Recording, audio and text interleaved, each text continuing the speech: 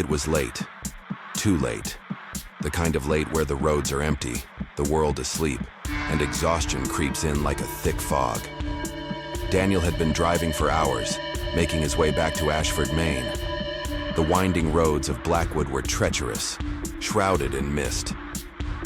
He turned up the radio, the DJ's voice a weak comfort against the silence of the night.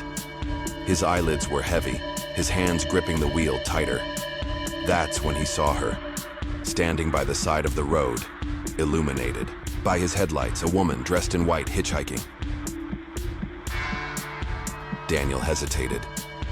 Who would be out here, in the middle of nowhere? Yet something about her made it impossible to drive past. He pulled over. She approached slowly, her dress flowing as if caught in an invisible breeze. When she spoke, her voice was soft, almost melodic. "Can you take me to Ashford?" He nodded, unlocking the door. As she slid into the seat, a sudden chill filled the car. She smelled of rain and roses. Her brown hair cascaded in soft waves over her shoulders. "Thank you," she whispered, offering a sad smile. They drove in silence for a while. Daniel found himself glancing at her in the dim glow of the dashboard lights. She looked out of place, too perfect, too still. Finally, he cleared his throat, forcing casual conversation. "Where are you?" "Headed in Ashford?" She hesitated before replying.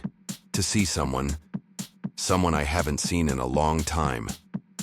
Her voice carried a weight, a sadness Daniel couldn't place. The air in the car felt heavy, wrong. He turned the heat up, but the cold remained.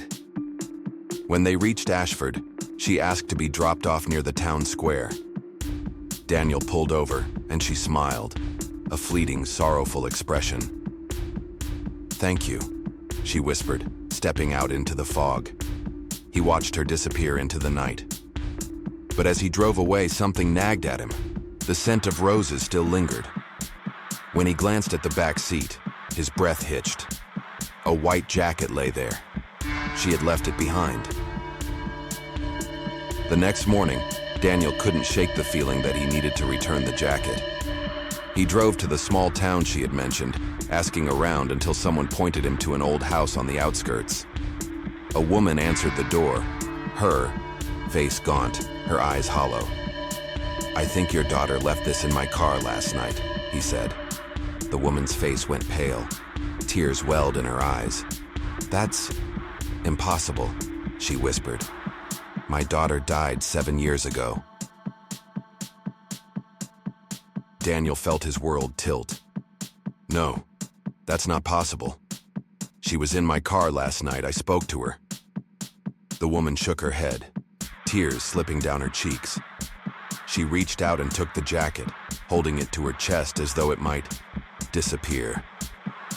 "This was what she wore when she was buried," she choked out. Daniel's hands went numb. His heart pounded in his ears. Had he really driven a ghost? The woman led Daniel to the town cemetery. The autumn wind howled as they walked between crumbling gravestones. Finally, they stopped before a polished black headstone. Daniel's breath caught in his throat.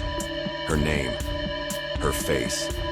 The same woman he had driven just hours ago, immortalized in stone. She had been real, and yet she hadn't.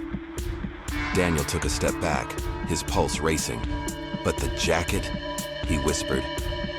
The woman looked down at her hands, her eyes widening. The jacket was gone, vanished, as though it had never been there. Daniel staggered, the weight of the impossible pressing down on him. He had been touched by something beyond the grave. Daniel never spoke of that night again, but every year on the anniversary of her death, he returned to the cemetery. He never saw her again, but he always left a single red rose on her grave, just in case she was still out there, searching for her way home. Drivers still report seeing her, a woman in white waiting on Blackwood Road. Some stop, some don't. But those who do always say the same thing.